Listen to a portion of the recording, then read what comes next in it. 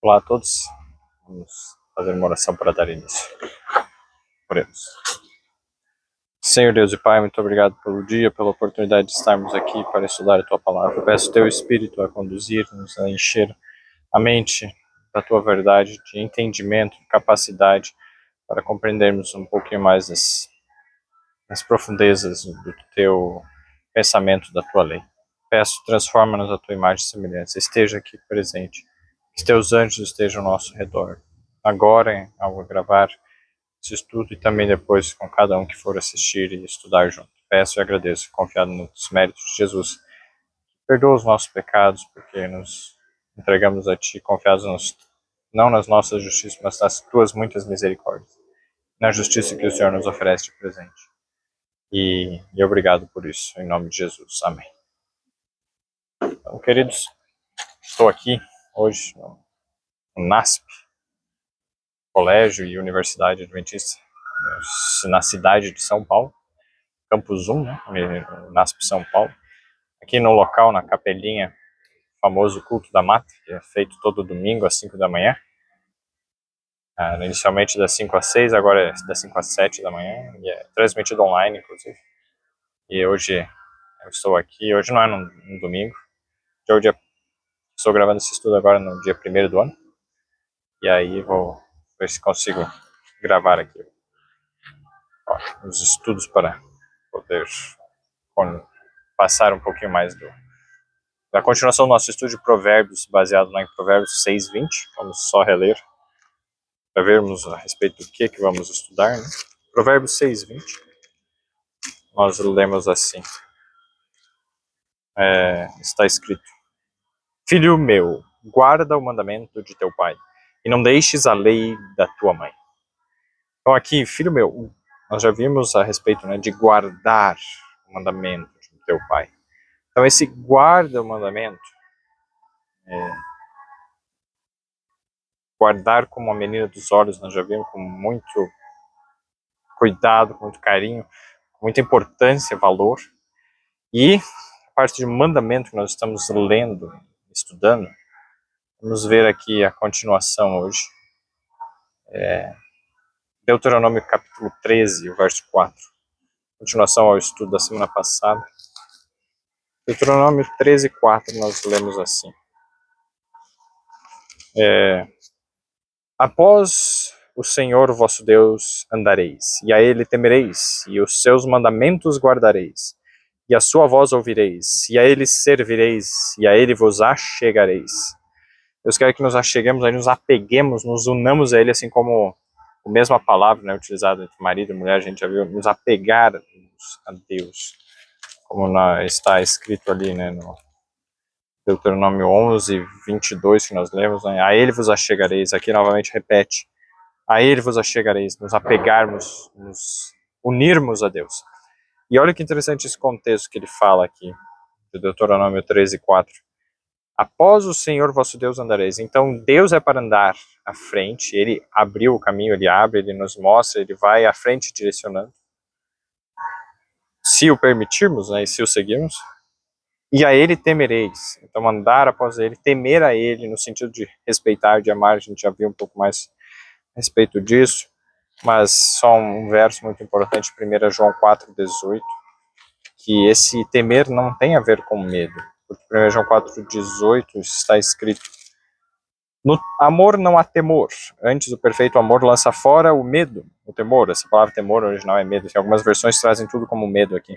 O perfeito amor lança fora o medo, porque o medo não, o temor tem consigo a pena, e o que teme não é perfeito em amor. Então esse temor não está relacionado com medo, porque esse medo não tem conexão com amor. A gente viu isso já.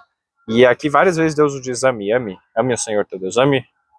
E esse é o primeiro de todos os mandamentos, que é amar a Deus sobre todas as coisas. Amar a Deus de todo o nosso coração, de toda a nossa alma, de toda a nossa força, de todo o nosso entendimento. É o coração, alma, força e entendimento.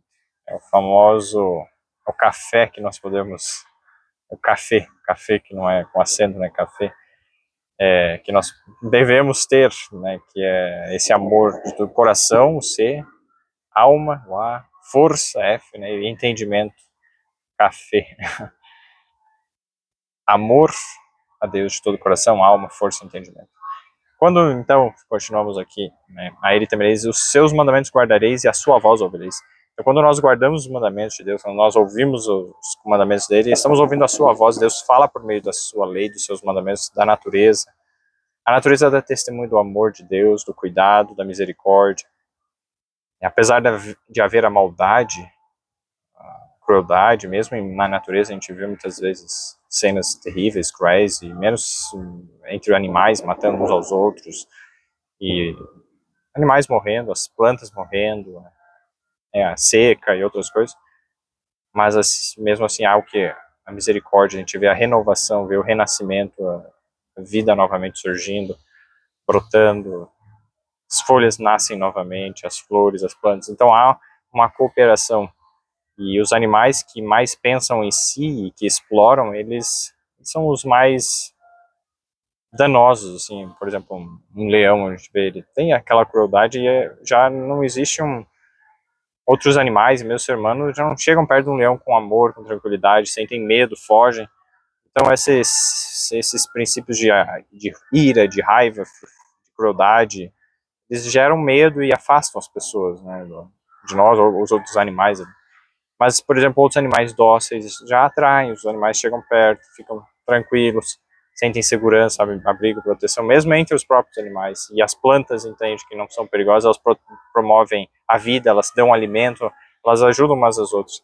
E mesmo os que são, assim, têm essas características, eles de alguma forma têm o seu papel e eles contribuem também para a vida, então nenhum ser vive para si mesmo. Contribui. Os que mais servem e com mais amor, esses são os mais abençoados e que promovem mais a felicidade de outros e há uma união, trazem outros seres para mais próximos de si e há uma harmonia maior. Já os seres que têm o seu papel, mas acabam manifestando mais traços de pecado e consequências, né, que eles não escolheram conscientemente, mas foi a situação que acabaram sendo expostos e acabaram vivendo dessa forma, são os mais assim, perigosos, mais que afastam outros seres deles e acabam vivendo mais isolados. Então, se nós queremos viver em sociedade com harmonia, paz, devemos manifestar amor, paciência, misericórdia, amor, perdão, longanimidade, tudo isso. E é isso que Deus nos pede que façamos, que ouçamos a sua voz, guardemos seus mandamentos, andemos após ele. Deus nos dá o exemplo de quem ele é em Jesus Cristo. Jesus Cristo não veio para mostrar um Deus diferente, que Deus no Antigo Testamento era um Deus mau e Jesus agora é totalmente diferente, não. Jesus veio para demonstrar o caráter de Deus. E Deus lidou com pessoas ruins por gerações. E o lidar de Deus com gerações, em Jesus viveu parte de uma geração. Ele pegou diferentes gerações que surgiram, sim, mas ele viveu 30 e poucos anos aqui na Terra, 33 anos e meio aproximadamente. E nesse tempo, espaço de tempo, não foi possível fazer toda uma manifestação de tudo que vai acontecer, mas nas palavras dele, ele mesmo disse, de que haverá um juízo final, um dia as pessoas que não se arrependeram vão pagar, e ele um dia também virá e trará a justiça e o juízo. Então ele não está dizendo assim, eu estou mostrando somente amor, misericórdia, perdão, não vai ter justiça, não vai ter juízo, nada. Ele mesmo falou, ele mesmo disse palavras duras, palavras de repreensão, palavras de, olha, haverá um juízo. E só que aquele juízo não aconteceu ali naquele momento, porque aquele momento era no momento dele revelar a misericórdia do Pai que as pessoas haviam esquecido e haviam deixado de aprender. Tinham evidências na natureza, na Bíblia, mas o inimigo cegou os olhos delas, elas pelo próprio egoísmo, ganância, seguiram em outros caminhos. E aí Jesus veio trazer as pessoas de volta para a palavra de Deus, para a lei de Deus e mostrar, essa é a lei verdadeira de Deus. Então é isso que nós vemos aqui nesse verso. Vamos seguir agora Provérbios, Deuteronômio 13, 18. Deuteronômio 13, 18 nós lemos assim, quando ouvires a voz do Senhor teu Deus, para guardares todos os seus mandamentos que hoje te ordeno, para fazeres o que for reto aos olhos do Senhor teu Deus. Olha só que interessante, ouvir a voz de Deus, então, deve ter como objetivo o quê? O guardar os seus mandamentos que ele nos ordena, fazer o que é reto aos olhos do Senhor. Nós vamos estudar depois um estudo adicional a respeito dos olhos de Deus, o que é, e não só os de Deus, os nossos, qual é essa simbologia dos olhos? Olhos literais, sabe, enxergam as coisas, mas espiritualmente qual é o significado dos olhos? Qual é a aplicação disso, que isso simbolicamente significa em vários textos da Bíblia? Qual que era o entendimento da época e o mesmo entendimento de Deus? Qual é o entendimento de Deus sobre os nossos olhos? Muito, muito importante, muito interessante. Esse estudo que eu ainda estou fazendo é muito extenso. Eu estou tentando resumir o máximo possível para transmitir aí para vocês. Então vamos lá. Aqui nós vemos então novamente ouvir a voz de Deus e guardar os mandamentos conectados. E muitos pensam assim, eu vou ouvir a voz de Deus é ficar só tendo conversas superficiais. Não, ouvir a voz de Deus é a gente aprender, Senhor, o que eu devo fazer nessa situação, o que eu não devo fazer. Me instrua, pedir e receber. E esse receber, ser grato ao receber. Deus quer que peçamos. Nós não temos porque não pedimos. Então eu já alerto a todos que já ouviram ou se chegarem a ouvir alguma teoria de que precisamos orar sem pedir, sem agradecer, só conversar. Pode-se extrair algumas coisas boas desse tipo de oração? Sim, tudo bem. Mas esse não é o tipo de oração que a Bíblia nos ensina. Não é o tipo de oração que nós vemos mesmo nas palavras de Jesus e nos exemplos de oração da Bíblia. Então não sigamos por esse exemplo que não tem o seu fundamento claramente estabelecido na palavra de Deus, mas mais numa teoria humana, mundana ou até mesmo maligna. Por exemplo, quando nós vemos em Tiago, capítulo 4, vamos lá, Tiago 4, verso 2.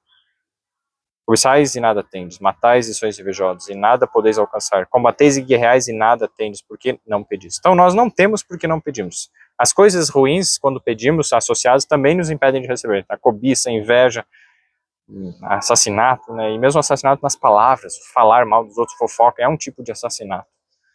Cobiça também, a Bíblia coloca claramente, o xingar alguém e tudo. E aí, olha só, as brigas, guerras, discussões, tudo isso, desde grandes a pequenas, desde entre países até entre marido e mulher, ou pais e filhos, tudo isso não vem de Deus. E claro que muitas vezes, por alguém querer fazer o certo, o mal se levanta contra e há uma certa desavença, desunião, mas sempre que isso acontece, deve se manifestar o que? Amor e firmeza aos princípios.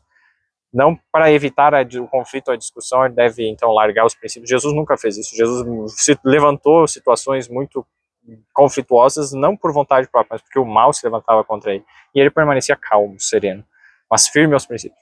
Então existe essa diferença, não sermos nós os que começamos brigas, desavenças por ficar fazendo essas coisas que nós estamos vendo que são erradas, mas também não pensarmos que se tem briga já não é de Deus, porque Deus nunca vai se levantar. Não, Jesus disse, não vem trazer paz, mas espada, no sentido de que o evangelho de Cristo é poderoso e é vida, e a morte que está no reino da morte de Satanás se levanta contra essa vida manifestada, né, no amor, e tenta fazer guerra contra ela, e faz guerra, na verdade, mas o amor sempre vence. Então, essa espada que é criada, essas desavenças são diferentes, essas brigas que acontecem, são diferentes porque, novamente, na briga, nesse conflito, é manifestado os caráteres. São manifestados os caracteres, né?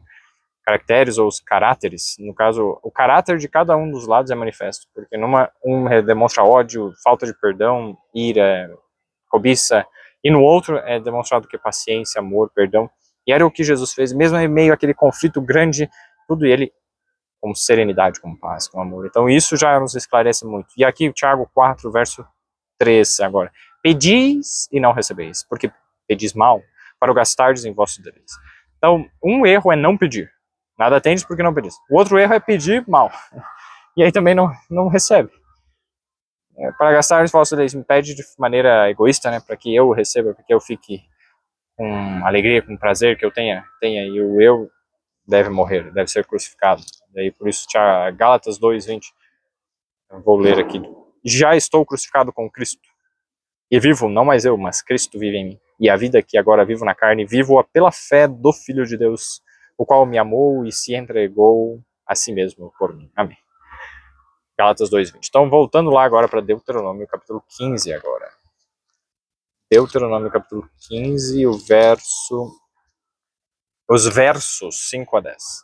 Deuteronômio 15, 5 a 10. Lemos assim: se somente ouvires diligentemente a voz do Senhor, teu Deus, para cuidares em cumprir todos esses mandamentos que hoje te ordeno. Olha só, e terceira palavra, mandamentos. Então, se somente ouvires diligentemente, ou seja, ouvir com atenção, com empenho, com esforço, o que a voz do Senhor, teu Deus, para quê? Qual o objetivo de ouvir a voz de Deus? É para cuidar em cumprir todos esses mandamentos que hoje te ordeno.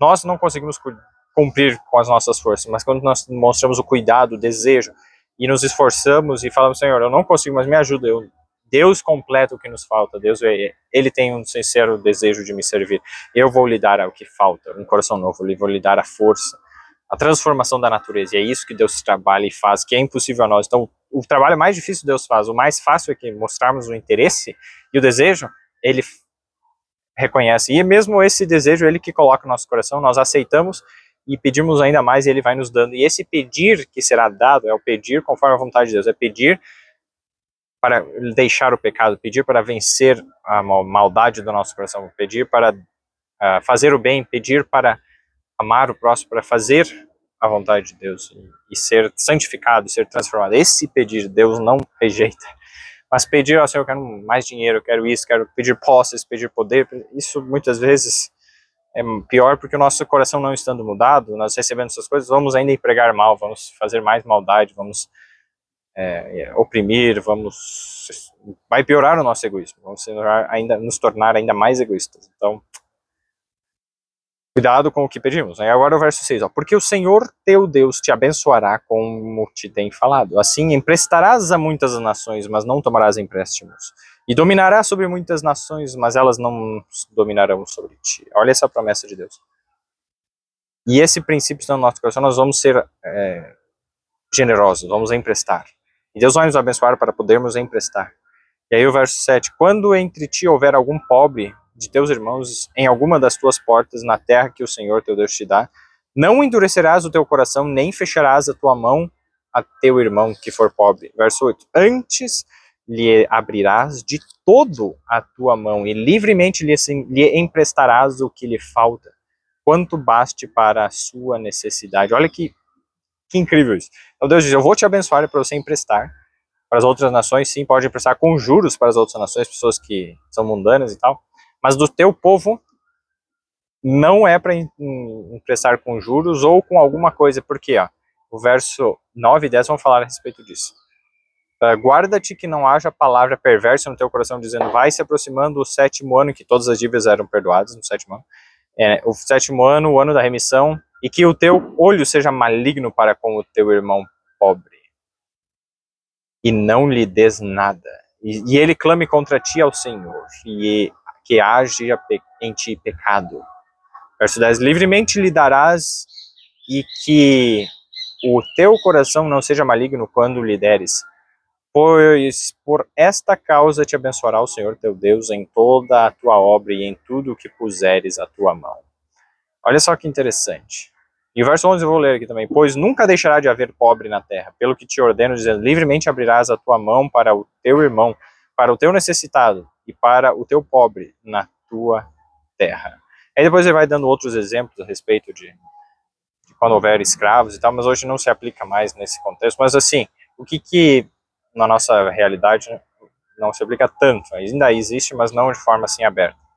Devemos ir contra todo tipo de escravidão, isso não vem de Deus. Agora voltando aqui, os versos 9 e 10 eles complementam por quê? Então a malignidade do olho estaria relacionada a que, eu não vou emprestar porque vai que ele não me paga, daí eu vou ter que perdoar, então eu tenho dinheiro, tá me sobrando, mas eu vou usar para mim, eu vou fazer alguma coisa, porque eu não vou emprestar para ele, porque vai que ele não me paga, e ainda vou ter que perdoar ele, eu não quero perdoar ele, a dívida vai... É melhor, Jesus disse, né, mais bem-aventurada a coisa é dar do que receber. Isso está escrito lá no livro de Atos, que Paulo disse, né, como disse o nosso Senhor Jesus Cristo, mais bem-aventurada a coisa é dar do que receber. Eu não lembro exatamente onde está escrito lá em Atos, então mais um desafio aí para quem está ouvindo o estudo. Aparecer aí o texto, se alguém achar aí onde Jesus disse, né, que mais a bem-aventurada coisa é dar do que receber, pode escrever ali. Eu não achei aqui na pesquisa rápida que eu fiz, mas se não me engano está em Atos. Então assim, esse princípio de mais bem-aventurada coisa é dar do que receber, se não houver isso no nosso coração, e aí nós vamos ter esse olho maligno, o egoísmo. E aí, muitas vezes falando no verso 10, mesmo que você entregue, não seja maligno o seu olho, tá, tudo bem, eu te empresto dinheiro, vai ter juros, ou seja, cada mês que passar você vai ter que me devolver 10% a mais, entende? Ou 5%, colocar um valor, assim, essa usura que a Bíblia diz, ou juros, é contra a vontade de Deus. Deus não queria que nós, especialmente para irmãos, cobrasse juros. E porque isso dificulta muito e é complicado. Então deixa, empresta e se passar o tempo e ele não conseguir te pagar, e ele te pedir mais dinheiro, e aí depende, algumas situações tudo bem, é algo necessário, assim, faltando alimento, dá o alimento e tal, mas ensina ele, olha, vamos trabalhar de um jeito diferente, não vou te emprestar assim mais dinheiro, porque às vezes a pessoa pediu um dinheiro para fazer alguma coisa e empregou mal aquele dinheiro, não tem a sabedoria, então olha, antes disso você precisa aprender a lidar com o dinheiro, precisa, então ensinar essa pessoa e não ficar só dando dinheiro não é para dar assim de maneira cega, ou às vezes a pessoa fica só não querendo trabalhar, não querendo fazer as coisas, tá errado isso também. Mas alguém está precisando, ó, empresta, ajuda na necessidade, e ajuda ainda mais, que isso ensina a pessoa, né? Não somente, eles dizem, né? Não somente dê o peixe, mas ensine a pescar. Então esse é um princípio muito importante. Então aqui, nós vimos aqui agora até Deuteronômio 15, vamos a mais um, Deuteronômio 17, 18 a 20. Vamos ler aqui, Deuteronômio 17, 18 a 20, nós lemos assim. Será também que, quando se for assentar sobre o trono do seu reino, então escreverá para si num livro um translado desta lei, do original que está diante dos sacerdotes levitas. Então um rei, né, quando for se assentar. Aí o verso 19, e o terá consigo, e nele lerá todos os dias da sua vida, para que aprenda a temer ao Senhor, seu Deus, para guardar todas as palavras desta lei e estes estatutos, para cumpri-los. Para que o seu coração não se levante sobre os seus irmãos e não se aparte do mandamento nem para a direita nem para a esquerda, para que se prolongue os seus dias no seu reino, ele e seus filhos no meio de Israel. Olha só, qual que era o objetivo então? Ele deveria fazer uma cópia desse livro, escrever para toda essa lei, vai ver depois a palavra lei, mas no mesmo contexto fala de mandamentos. Por quê? No verso 20, né, já vamos ver o verso 19 aí, terá consigo e lerá o que? Quando? Todos os dias. Então todos os dias era para ler a Bíblia. A Bíblia da época que eles tinham era essa. A lei que era conhecida assim, tanto os 10 mandamentos, sim, mas a palavra ali, no caso a Torá, que é os 5 primeiros livros da Bíblia, que eram os livros que eles tinham. E aí, quando fosse aqui, eles deveriam ler todos os dias, para o quê? Para aprender a temer ao Senhor, para aprender o que? A obedecer a Deus, a guardar os seus mandamentos. E a guardar todas as palavras, né, estatutos, cumpri-los, as palavras desta lei. E aí o verso 20, para que o seu coração não se levante sobre os seus irmãos, ou seja, para que não tivesse essa soberba, essa altivez, esse orgulho, esse egoísmo. Então, para nos livrar do egoísmo, é para estudar a Bíblia. Só que se estudar a Bíblia e mantiver o egoísmo, já não serviu de nada. Então, Deus já está dizendo que o objetivo de estudar a Bíblia é para nos livrar do egoísmo. E se isso não está acontecendo, algo está errado nesse estudo da Bíblia.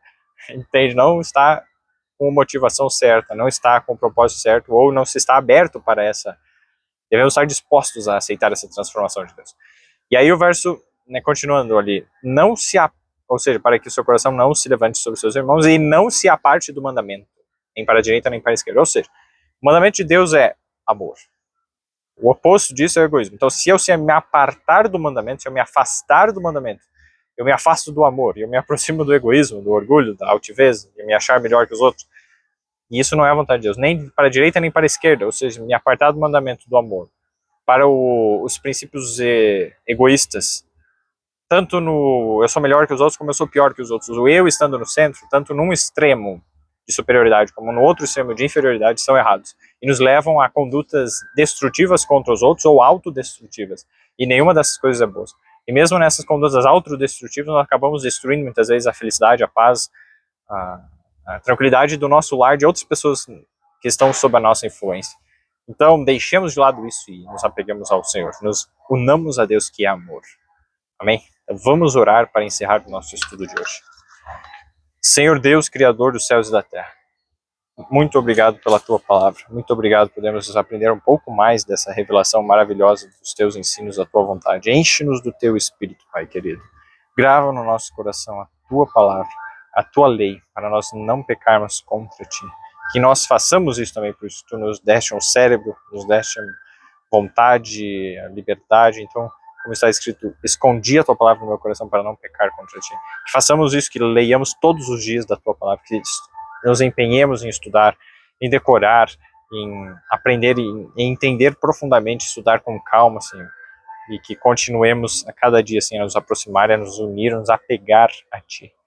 Abençoa cada pessoa, por favor, que está ouvindo esse estudo e que mais pessoas venham a ser abençoadas por essa verdade, tanto pelo nosso exemplo, o nosso viver, como também por esses vídeos que têm a sua parte, mas principalmente o teu Espírito esteja a efetuar a obra de disseminação da palavra de Deus e de aplicação prática e que se torne viva e eficaz. Eu peço isso conforme a tua promessa e que sejamos, Senhor, exemplo perante as nações, que emprestemos e que sejamos prósperos, pois o Senhor prometeu prosperar a obra das nossas mãos. Ajuda-nos a nos empenhar, a trabalhar mais, confiando na tua bênção, na tua direção, com os teus mandamentos escritos em nós, tendo o teu amor no nosso coração, em cada ato, palavra e ação da nossa vida. Eu peço e agradeço em nome de Jesus. Amém. Que o Espírito Santo esteja guiando cada um. Um abraço.